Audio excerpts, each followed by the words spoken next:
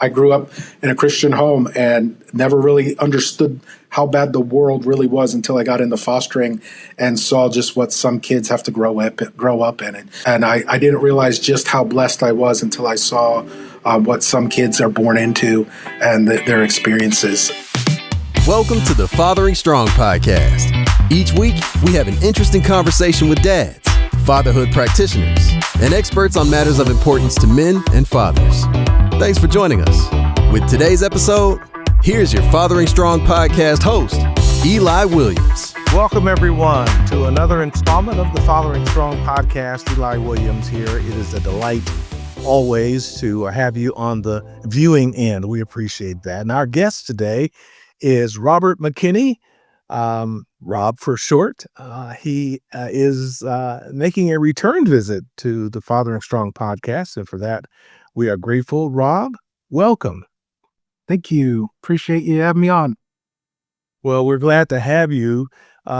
Today, our focus is going to be on your experience, along with your wife, of being a foster parent. Now, I should mention that Rob has fairly recently, within the past several months, relocated to the Springfield area where we are based here with Urban Light Ministries. And he is the director, the fatherhood director for the Pregnancy Resource Clinic here in Springfield. And he just took on a new job. So tell our audience about that, because that has transpired since the last time you were on. What are you doing now? Well, I'm still the fatherhood coordinator at the Pregnancy Resource Clinic, and I'll be also an associate pastor at Northside Baptist Church in Springfield as well, and overseeing connections and just helping the pastor here with our church and seeing what God has for us here. So really excited about that, be back in the ministry. So, well, good for them, and smart of them to hire you, because you bring a lot. Thanks.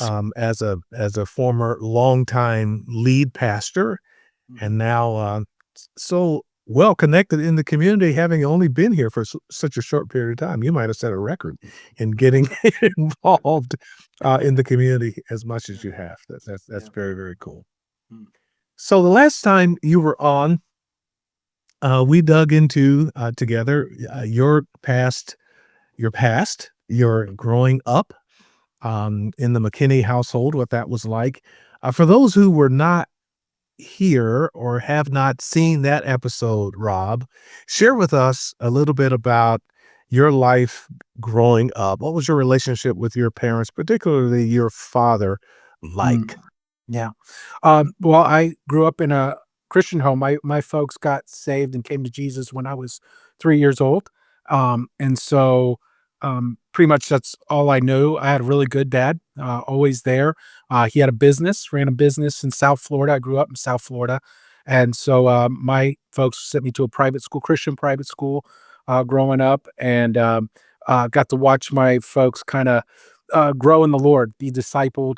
And so that was really helpful as well to understand what it is for new believers to come in and then also to care about their kids' hearts and souls and see how they raised us. And so there was always mistakes they made, but then they'd come back and realize some of the things that they'd done from learning at church or anything like that. And so it was really a powerful thing to grow up in that. But Dad was there at everything I did and was supportive in everything I did, and thankful that I had all the opportunities I had growing up in the schools, and just always pushing me to be my best and who I am today.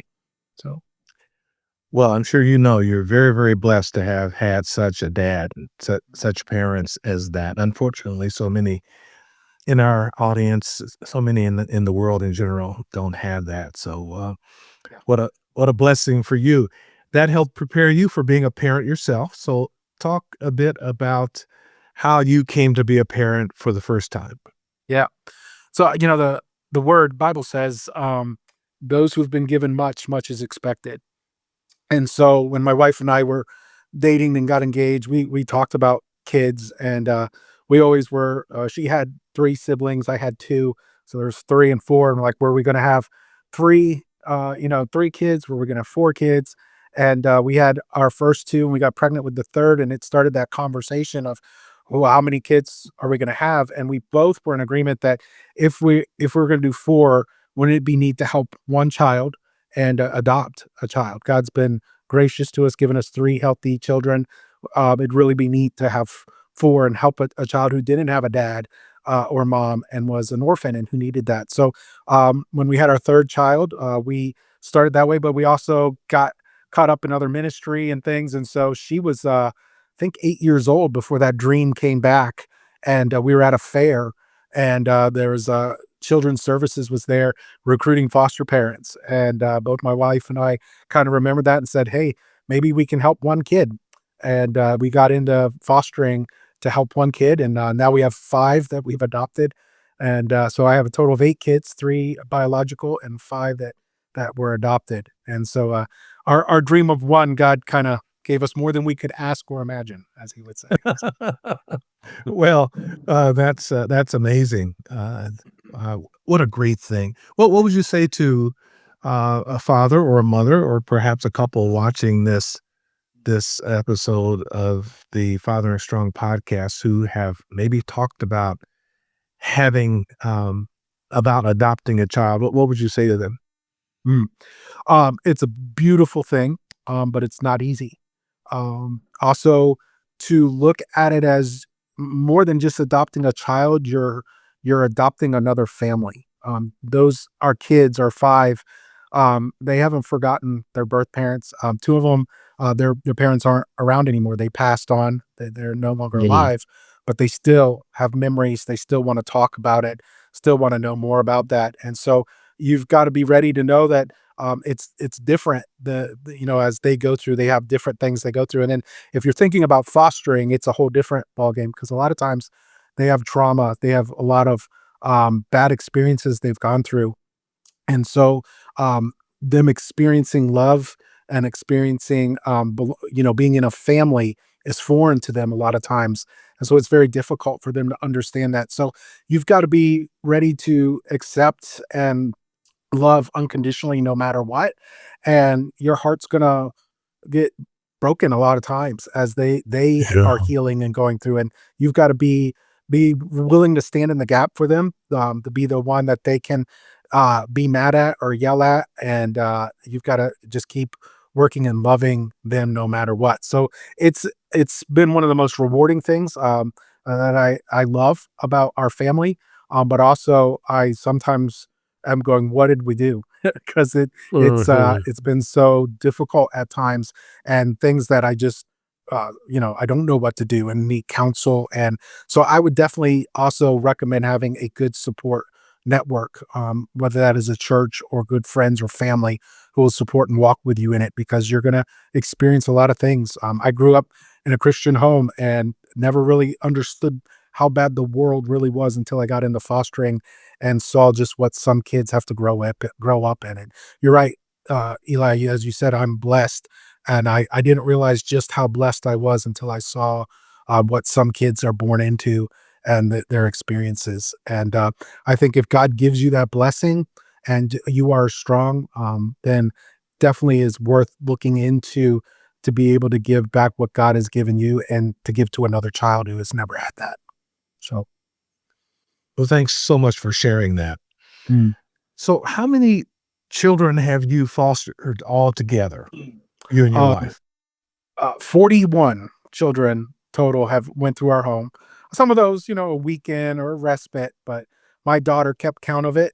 She goes to Cedarville, and they had a thing one time at one of their conferences who had the most siblings, and she said 41 at the conference. And there's memes now out there about the kid who has 41 siblings and everything. She just threw that out there and kind of ran, so it's a big joke in Cedar. So That's hilarious. yeah. So of the 41 different children that you have fostered, now that's in addition to the 8, right? That's No, so the 5 were all fostered. So the 5 that we adopted were fostered as well. So okay, got it. 30, yeah, so 36 plus the 5 would be 41. Plus Okay. my 3 would be 44 total children I have had a Plus hand in 3, raising. 44. No, I'm glad she went to Cedarville to get advanced math just to Yeah, keep right. up with. I don't know any of their names anymore. I just say, "Hey, you get over here." So, wow, what that's quite the story to Mm, tell. I know you have got lots and lots of stories you can share about mhm. those 44. Yep, So let's begin this way. yep, Of those, you don't have to give any names or anything, just in yep. case. Of those, which was the most challenging? Mm. Well, one of those is, we're still parenting. Um, so he was our very first that we had, um, and, fell in love with him, um, and parents both needed something different, and so dad could have had him, but didn't wanna do it by himself, and so for 2 years, we had him, we raised him from a baby, and then at the last they had asked if we would adopt him, and at the last minute, they came in and said they're gonna give him back to his mom and reunify him. And we almost quit fostering right then. Both my wife and I were really upset. It was like we didn't agree with it. We thought it was really dangerous, and I started having serious conversations with God about why, what is going on. And I remember I went off to a retreat, it was a conference center, and I was just having alone time with God, and I was reading the scriptures, and through the scripture, God really confronted me with you're so concerned for this boy, but not his mom and dad's souls, and not his siblings' souls. And I blessed you with 3. He reminded me of the blessings he gave me, but that it's not just about him, it's their whole family. And, it really changed my thinking as we did fostering, and the rest of the fostering was, I wasn't in it to try to, get someone else's child, it was, "How do I help the families?" And so he went back, and we didn't hear anything for a year, and then, we got a phone call, it was actually on my birthday a year later, and the police were coming, because they were fighting, and they asked if we would take him, to get him out of the house. So we did, and then, the dad moved out, we helped mom get a job, helped her with different things, get a driver's license, my wife was doing a Bible study with her, and then all of a sudden, she got a boyfriend, and then things changed, and that boyfriend, abused, our first one as well, and then the dad got back involved and wanted that, and so back and forth, and then once COVID hit, you remember all kids went back home, and they came to us and said, "We just can't control." He became quite, just a wild child. I mean, just from being beaten, nobody ever there for him, and so they asked if we would take him and give us custody, and we said, "That's a huge thing you're asking," and, I remember then saying, "He's always gonna wanna know you and be a part, are you just walking away?" And so, but they signed over custody. He still does get to go and see his dad from time to time, whenever he can. But just to see the transformation through that, we've had him in our lives through the whole experience, and seen the ups and downs, and then we've seen how God has changed his heart too. He's still a wild kid, loves attention, and he will get your attention if it's got to be negative or positive. And so he's the one Yeah. I'm always having to learn how to reparent because discipline with him, using a paddle or spankings is just not work. He was that was It's an abusive thing. It brings up bad memories. Yeah. So I have to be creative in how to talk to him and how to coach him and get his heart. But he's the most loving kid, and all he does is flash a smile, and everybody loves him. But he's been the toughest one because we're still involved in that whole situation, and so we have to take a 2-hour drive every now and then for him to see his dad again, and then, it gets a whole bunch of new things in his head because 'cause they're very worldly, and some of the things they teach him, and have to correct those things and all those kinda things, but, it's been one of the hardest ones to go through, and that really shaped our journey in that and understanding what God wanted us to do for those kids. So, I would say he's the toughest one that and it is still going on probably, but How old is all he of now? them. He's 11 now. Yeah. All of them come with the really sad and tragic stories from parents who sold their children to, trafficking, their children, to all kinds of evils that you go, how can, that's really what God got a hold of me with was without Jesus, what would I have done to my children? Right. Yeah. Without the blessings God gave me that taught me to parent, giving, like you said, having a good dad, being sent to good colleges and schools and all those things. If I didn't have that, if I grew up in that, what would I be doing to my children? And I Yeah. don't even want to try to think about that without Jesus in my life, because all I've known is Jesus in my life. I mean, my parents got saved when I was 3. I was brought up in a Christian household. And so to see that, it's, you don't want to come in as a judgmental part. It's really, how do you come in and bring light into some of the darkest situations and bring Yeah. mercy and bring grace into it? And so since then, one of the coolest things that I've gotten to share with that child's dad, the gospel several times, and knows and now that is the dream of that child too, is to share the gospel with his mom and dad. And that was our vision, that these 5 that we adopted would be able to go back in to the county that they're from and be able to reach their parents, because someone like me just is, they don't consider, can't listen to but their own kids. They really have a huge mission field that they'll be able to reach. So that's our vision with it. That was always that, how can we disciple and raise these young men and women up so that they can go and change the world, change their world, and change their families, and change our family. So I think that's been some of the cool vision with it. What God does with it, we're waiting and watching. So pretty neat. So the 11-year-old Mhm. has believed the gospel and come to Yes. Christ, and Yep. that's We have amazing. Yep. We go to a camp. It's called Word of Life Bible Camp, and Yeah. all 4 of the 5. Our youngest is 7. He hasn't made that decision. He says he believes, but he's so young. We haven't pushed that. Yeah. But they've all went to that camp. That camp reached all of them. They go there for a week and they come back. I love Jesus now. I can't wait to. It's a special place for our family. Yeah. When we go back, we're going this summer again, and That so we'll he see what says God Word has of planned. Life. Word of Life. Yeah, it's in New Which York. one? New York? We go to the Screw Pottersville, Lake? New York. Spring Lake. Yep. Yeah. Yep. Yep. There's one in Florida, and I understand there's one in California now as well. So Yeah. yep. Yeah. Great place. That's a great ministry. It is. It is. So the 11-year-old, let's just stay with him for just a moment here. That probably is a highlight. I mean, no doubt that's a highlight, him coming to Christ. Yes. In addition to that, what has been a moment or a circumstance that has brought you a lot of joy when it comes to that one? Mm. He has. He's like his. I say his spiritual gift is aggravation. he, he he just agitates, like he poke, just always. Yeah. And Spiritual gift. yeah. That's what cracked me up. But what I love about it is he's one, he just thrives on attention. So going fishing or camping or just spending time with him, he engages. I mean, he just loves if you do that, and that's taught me more. I've got to get more involved with him, and do more things with him.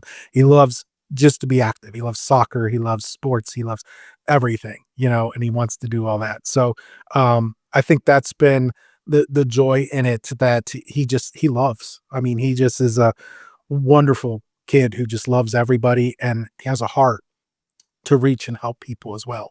And so it's one of these weird things, because at one moment he's doing something carrying, and then the next thing he's tripping the kid, down the stairs or something like that, because he's helping him because he thinks he's funny. And it's like, buddy, what are you doing? Are you ever going to grow out of this? But he's just constantly doing something. So at 11, where does he fall? What is the age range of the ones that you currently have in your Yeah. home? So we have 18, 16, then 11, then we have 10 and 7. He's right in the middle. Right in the So, middle. Yep. Yeah. Yep. So So he was your biggest challenge. Yeah. So far. Yeah. Now you've got girls as well, right? 2 girls and 3 boys. Total out of the What- 8, 4 boys and 4 girls. Currently.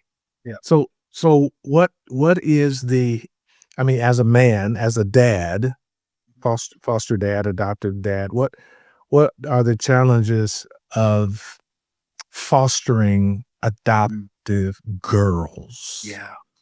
Well, one of ours we adopted was the trafficked one. And so she's the oldest one still struggling with some of those past memories.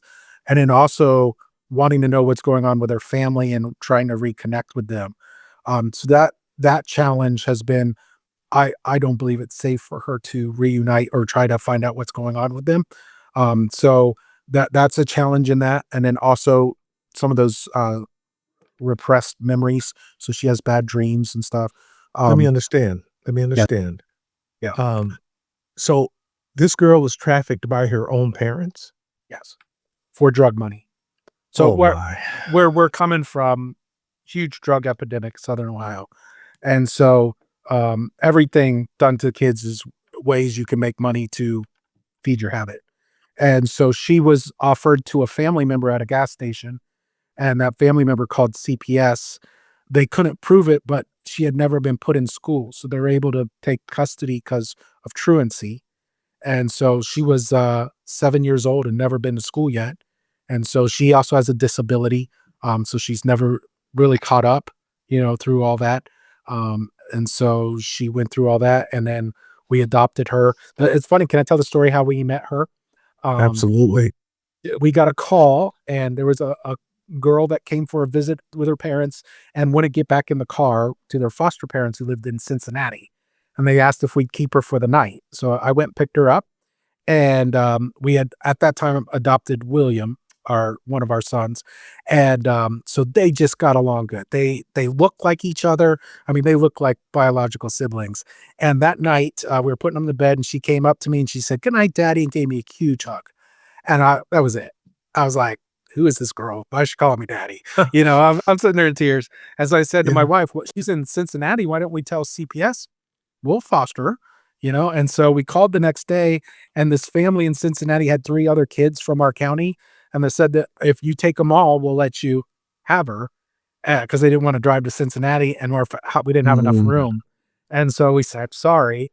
And then about 4 months later, they called, and those 3 were reunited with their parents, and they asked if we'd still take her. So we said, "Absolutely." And we took her in, and it was rough. There was a moment there where we didn't think we would adopt her because she's having fits and saying she hated us and all that. And then we put her in respite and went on vacation just to give some space. She called us every day, and she started saying, "I'm so sorry. I love you," and all that. It was just her way of expressing. We needed to learn. Sometimes space is important too, which we wrestled with the guilt from that. Like, we left her away from our family vacation, but it was what was needed for her to and us to realize what life was like without each other. And now Mhm. she's doing so good. It's like a normal daughter. I love her to death. She loves us to death. She knows, we're her family and all that. Even though she still wants to know what's going on with the other family. She in her mind, she wants to see us all at the dinner table together, right? It's all one family. Mhm. Why can't we all just come and be there? And that's really hard for her to not to understand why that's dangerous, for that because of what they're into and the things they're doing. So that's Faith's story. And then our other girl, she lost her mom. So during COVID, they took her for just be for a little bit, and then COVID hit, so everybody couldn't reunite and be back together. And then her mom got bit by a bug, and it killed her, Mm. or Oh, spider. no. Yeah, Oh. and we had to tell her, and we did a memorial service in our living room and all that kind of stuff. So that one's been tough, and I don't know her whole story, but I think because she's been the hardest to connect with. She doesn't want a hug from me. She loves me, will talk to me, but never Mhm. been, like usually all my daughters when they're crying or whatever, it's like, "Come here, honey," and that Yeah. she stiffens. And so Yeah. I'm sure there's been something there. Yeah. He Yeah. hasn't talked about it, but so each one you gotta know what they need and be willing to give Mhm. it, and it's different for all of them. Where Zarek every night, I shouldn't be saying their names. Sorry. Every night, the boys come give me huge hugs. Russell, Faith does, and then the girl, she's like, "Night, Dad," goes to her room, and I'm okay with it. I know that's just what she needs at this time. So, yeah. When they need, if any one of them needed some professional care, Mhm. They do. is that available for them? Yes. So when you adopt a child, you get a healthcare card for them until they graduate from high school. The state pays for their healthcare to get anything they need. So, for example, my one son, his teeth, for 3 years, they just put a bottle of Mountain Dew in his mouth. And so they were crooked and rotten. And so we had to get them pulled. And then his new teeth came in crooked. So we had to get braces. I mean, it was the worst they ever saw. And so the state paid for all that for us to get him the help he needs. He has a pretty smile now. It's all perfect. So they give you that. And then they also help if they need counseling or therapy and stuff like that. So we have some who are getting that, and whatever the needs are, the state will take care of until they graduate from high school. So that is can be helpful. My brain is rattled just from the idea of a parent giving a child a bottle of Mountain Dew. Yeah, he was kept alone in a basement for the first 3 years of his life. And that was he broke out of the basement and they found him running naked through the cold streets. And they got him at 3. They said he'd never talk, all that, and that was false. He talks and he's brilliant. So he Mm. that's the thing. They all like to make judgment calls on what these kids are going to be, and we just don't realize the love of a mom and dad and the love of a family, how much it changes psychologically for kids. And we saw that. I remember his first words. We were getting to know him, and I would take him on golf cart rides, and I was taking him back. I said, "I got to get you back. You got to go get with your foster parents." His first words were, "No parking lot, Daddy." And we always met him at one of those park and rides, and he didn't want to go back to the parking lot. He wanted to keep hanging out. And that's when I called Children's Services and I told him, I said, it's time. It's time for him to be with us full time. He doesn't want to keep going back and forth. And they did 2 weeks later, he was with us full time for that. So, and then that was his first words, and he hasn't quit talking since. And he had an IEP in school that's saying he doesn't have an IEP anymore. He's taking advanced classes. It's crazy how they sit down and they give you their whole story and what they think they'll be able to achieve. And they kept coming back to us. What do you guys do? Because they always blow out the IEPs and blow our records and stuff. I'm like, I tell you what, you have dinner with them, you love them, you just be parents and you encourage. It's amazing what the brain, how God made us to be able to thrive. And when you don't have that and you're just abandoned, you shut down. I think that's the secret behind it. So we didn't do anything special with the education, except we're a very tight knit family and we are together. We eat dinner same time every night together and talk. And if you're going to eat, you got to be able to talk because we're McKinneys and we get in there and, so he had to learn Yeah. early. For those who may not be aware, what is an IEP, Okay. Yeah. and how does that help? So it's called an individual education plan. So children, it could be a disability, it could be blindness. I mean, you can't see well. And then that individual education plan gives you a magnifying glass or sit closer to the front. It could be a learning disability. It could be a mental disability. And so they look, so a lot of foster kids have that because they're coming into school for the first time, they're behind. So it could be you get an aid that'll help you catch up or whatever it is they need. And so the parents work with the school psychologist to help figure out what they need to survive, to thrive in school. And so my son needed a lot of different things for the IEP, an aid, the test to be read to him, a bunch of different things. And slowly they were like, he doesn't need that anymore. He doesn't need that anymore. And to the point where he doesn't need anything. He can go to school just like any other regular kid and learn and all that.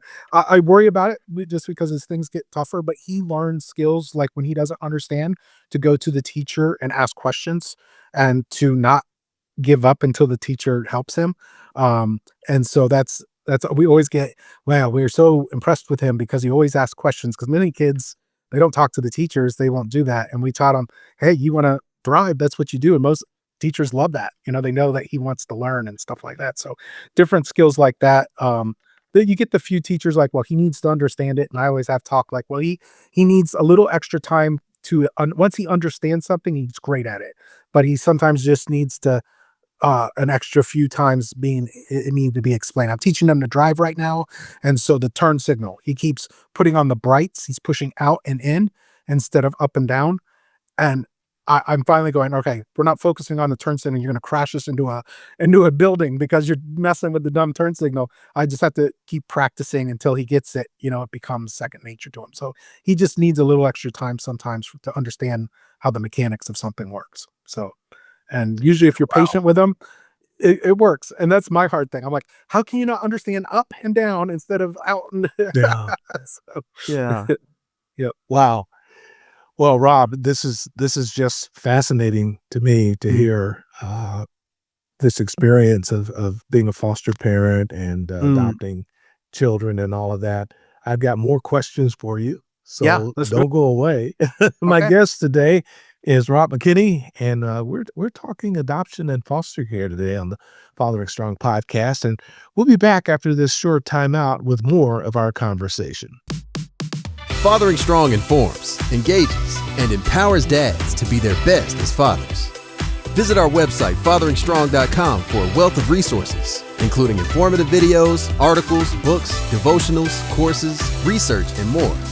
The Fathering Strong mobile app is a platform that empowers dads to connect with each other for mutual encouragement and support. Download it for free at fatheringstrong.com. And now, back to our conversation on the Fathering Strong podcast. My guest today is Rob McKinney. Rob is a foster parent, among many other things, including a pastor and the director of the fatherhood ministry at a local parenting pregnancy resource center. And you and your wife have taken on 44 children, all told. Which is just got to be maybe a Guinness World Record or something like that. You might want to check on that. I don't think so. I know some who've had hundreds, so no, we're low. That's incredible. Yep. So we talked some about the challenges Yep. Of raising some of those children. You talked some about the joys of others. I would like for you to, if out of all those children, you have one that you would say has overcome the most obstacles, perhaps we'll put it that way, and maybe were the most challenging of all of them, and you have been able to see tremendous improvement or success with them. Tell us about that circumstance. Sure. Well, of course, my son, I was just telling you about. I mean, the expectation from psychologists was that he was low IQ and he'd never speak and all that, and to see what he's doing now and what he's able to accomplish is amazing. He's unsure of himself. So like driving, he gets so scared and so that's been the thing. I'm trying to teach him courage and that he's got to tackle this. That one day he's going to be out of the house and there's going to be mean people. There's going to be hard situations and he's going to have to be a man, and take that. And he's struggling with that. Like he has a lot of insecurities and you see his past affect him. And so sometimes it's like moments like this when I talk about him, I see how far he's come and what we were told. And I'm just wowed by him, how much God has done and taken him and how far he has come. I think one of my favorite stories as far as fostering, there was a young man we had who wasn't going to school and his mom couldn't get him to school. And the judge decided instead of putting him in juvie that he'd put him in foster care. And so he came into our home. And so we had him a week, and the very first day we wake the kids up, I woke him up. I said, it's time to go to school. He goes, I don't feel like. I said, I don't care. We're going to go. You're going to come eat breakfast. Let's get dressed. Okay. And I was like, let's go early so we can get to know your teacher. Okay. I just walked him through each step, and he went to school that whole week. His mom came and go, how did you get him to school? So I was like, it wasn't an option. And by the end, he said he wanted us to. He changed his last name. He added McKinney to his last name, and he just recently graduated from high school. So that's everybody was mad that they put him in foster care because the judge usually puts him in juvie for truancy. But I think it was a wise move, to just see a week and just, hey, just having a dad there. It's like, no, we're going to school. You're getting in the car. This is what we do every day. It's not an option. I think mom just didn't know how to put her foot down, and he knew how to kind of control mom and stuff. So I think in that there's so many different stories where each one, what the kid is wrestling with and struggling with without either a dad there or a parent or both parents there, or parents who are struggling with addiction or other things, loss, and you're able to kind of fill that need and see them grow in all that. So, of course, all five of mine I think are the greatest story, but I've been involved in their lives the longest. So all of them are heroes, to me, to just see what they've gone through. It's incredible, and that they are functioning and doing as good as they're doing, and the trauma that they carry. And sometimes they like to compare each other's trauma and what they've been through, and they'll do all that. And it's kind of, sit around the table and like, okay, guys, how about we change this to a positive conversation? Who had it worse and who's, like, hey, you get to still see your dad, and I've never seen mine, and I did this. And, it's like, okay, let's focus on positive things, but Yeah. they all have that, and it's their badge of honor, I think, too, that they carry too with them. So Yeah. I could see that.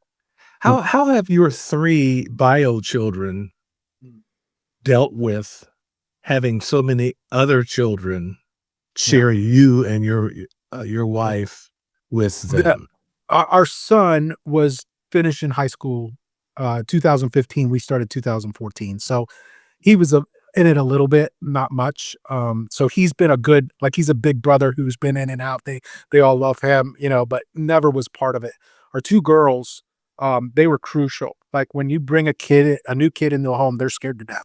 Like, who are you? How are you going to treat me? And so our girls would always, as they would come in the home, come here, play with us. Oh, we're going to have dinner now. They'd follow them, and they kind of led them through instead of us having to do it. Like, this is where you're going to sleep. Here, you want to play with my stuffed animal? And so it was amazing just how it Mm. relaxed them right away. All right, there's other kids. They're happy here. I'm going to be okay. I can follow them. They love them as well.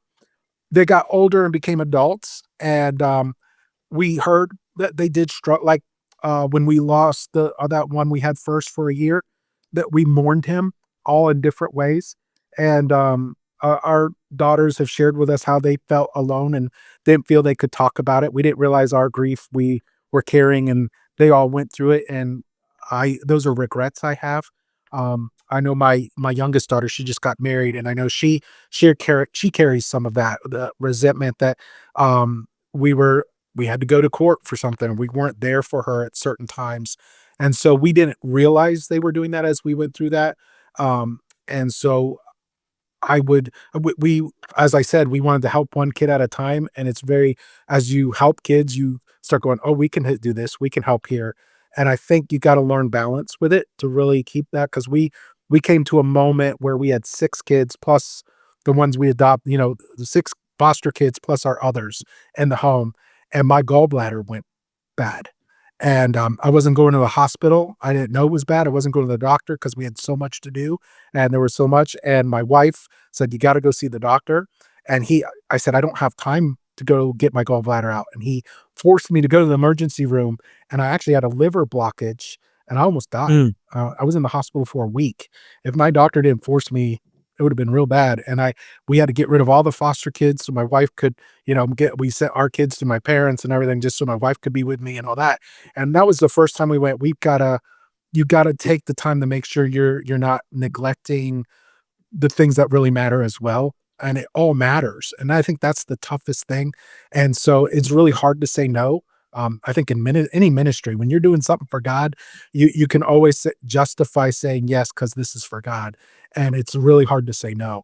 And so we came to that moment, and that's when things after I got better and came out of that, we really started changing things. But I think I see them as crucial. And the crazy thing is, Eli, my 2 daughters who are adults now, they both are they're one's a math teacher to underprivileged kids and helping kids just like that, and the other one is studying in Cedarville to do the same thing. So yeah, they had resentment, but that's their heart, and it really trained them to do the same kind of thing and help people as well. So I love what their hearts are in it, and it helps Yeah. shape it. But I do wish, your family's going to take a toll, right? In it when you bring that into it, because they need so much attention, and so they were a part of it. But times when mom would have been there, maybe she wasn't available because she had to be with the other kids, and so that's a real hard balance to learn. And I wouldn't say we did it great. And it'll be interesting to talk to them when they're my age, or when they get a little older. And our oldest daughter, she sees it. I mean, that she does it all the time now, but it's her life. She sees how many kids need help, and that she understands them. To be able to bring that into her classroom and help kids like that. So Oh, yeah, they're going to be amazing teachers. yeah, yeah. Yeah. Abby is. This is her Yeah. second year, and Yeah. she's just awesome at it. So Wow. Yep. So many good stories. So little time. I know. We're going to take our final time out, and when I come back, I'm going to ask you, what keeps you going? You've got a lot on your plate now, and there's probably 40 more kids out there who need you. So how do you keep going? That's what we'll broach when we come back after this final timeout. This is the Fathering Strong podcast. My guest is Rob McKinney. Stay with us. A recent survey of the greatest needs of fathers determined that many of them want to learn how to be the best dads they can be. This includes seeking advice on fatherhood, parenting skills, and understanding their role in a child's life. We're happy to announce the new Fathering Strong book and suite of resources that includes a workbook, 30-day devotional and journal, and workshop materials. Written by Fathering Strong's Bruce Stapleton, this package provides everything you need for your personal growth as the spiritual leader of your home. Get more information at thefatheringstrongbook.com. Purchase the materials wherever books are sold. Just amazing work by Bruce Stapleton. And by the way, there is a new book coming out on January 1st. It's called The Family Shepherd: Guiding, Serving, and Protecting Your Flock with Love, Courage, and Enduring Faith. It's available now on Amazon. You can pre-order it for delivery on January 2nd. Just look for The Family Shepherd by Eli Williams. Let me know what you think about it. My guest today is Rob McKinney. Rob and I have been talking foster care and parenting. You and your wife just deserve a platinum medal, both of you, for the work that you have done with children, and you're balancing that with the other work that you're doing, the Pregnancy Resource Center, and being a pastor, an associate pastor at a church. What gets you up in the morning, Rob? What keeps you going with all of that on your plate? Yeah. I just recently heard there are only 17 foster parents in Clark County. And I went, oh What? my goodness, there's only Really? 17. That's it. Yep. And The they whole need help. county? Whole Okay, for county. those of you outside of this local area, Clark County is mostly an agricultural rural county of about 180,000. I believe the number is about 180,000. Springfield is the county seat, which is a city of about 65,000. That to me sounds like an awfully small number. It is, which means that Clark County kids will have to leave the county and go to other counties, like how we got Faith. Our daughter, she was having to go to other counties because there wasn't enough. So that was the first time I went, is this what God's doing? Should we be looking at getting back into fostering? And it's where my journey, where God brought me to the Pregnancy Resource Clinic and be the fatherhood coordinator. I really love the position of being able to help encourage and champion fathers. And so recently, what's been pretty neat, I've been getting some parenting classes that have been court appointed from some fathers who have lost their kids in that system, and to be able to mentor them and help them. And at first I was kind of, it was like a Jonah moment. No, I don't want to do that. I know what these kind of people are. And God had to convict my heart on that and challenge me that, hey, it's come full circle. always that helping the whole family and how important that is. And so that's what it's been an incredible journey of fatherhood. I've been a father for 29 years, and we'll be continuing to raise kids, my 7-year-old, for another, 11 years. So it's pretty amazing that I get to do that. Keeps me young. But now to see that I'm helping and mentoring new dads, and hearing what they're going through is just incredible. And then I love to preach the gospel. That's that's what God's called me to do. So that I'm doing both and seeing how both of those are going to merge and help the church and help the kingdom of God has just been is just amazing right now. And the reason we came to Springfield was the school. Our kids. We wanted our kids to be in a Christian school, so they go to Emmanuel, and it's been such a blessing for them that they have more support and teachers who care about them, and good godly kids to be around as well. And so there's so much here that has been perfect for our family.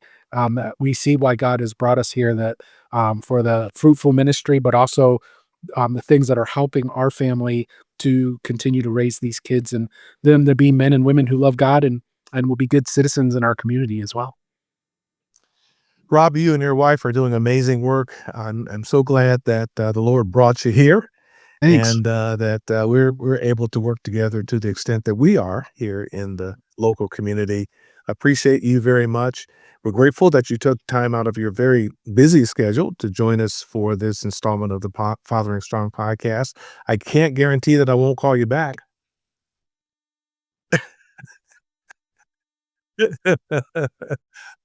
All right. Thank you so much. And we thank you, ladies and gentlemen, for following along with us for this installment of the Fathering Strong podcast. Thank you so much. We ask you to be with us next time when a new installment of the Fathering Strong podcast is posted. Be sure that you subscribe to our YouTube channel so that you are notified whenever a new installment is published, released, and that way you won't miss an episode. Thank you so much. God bless you. Signing off for now, this is Eli Williams. This has been Rob McKinney as my guest on the Fathering Strong podcast.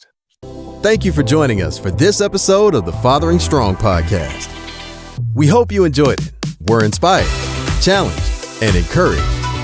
By subscribing, you won't miss an episode as you'll receive notifications of each new posting. Go to the Fathering Strong YouTube channel to subscribe. For an informative weekly read, sign up for the Fathering Strong blog posts. Find them at urbanlight.org. Fathering Strong is powered by Urban Light Ministries, a nonprofit Christian organization that has been serving families for nearly 30 years. Charitable gifts by people like you enable us to offer resources free of charge. Go to www.urbanlight.org to give. Thank you. Join us for the next installment of the Fathering Strong podcast.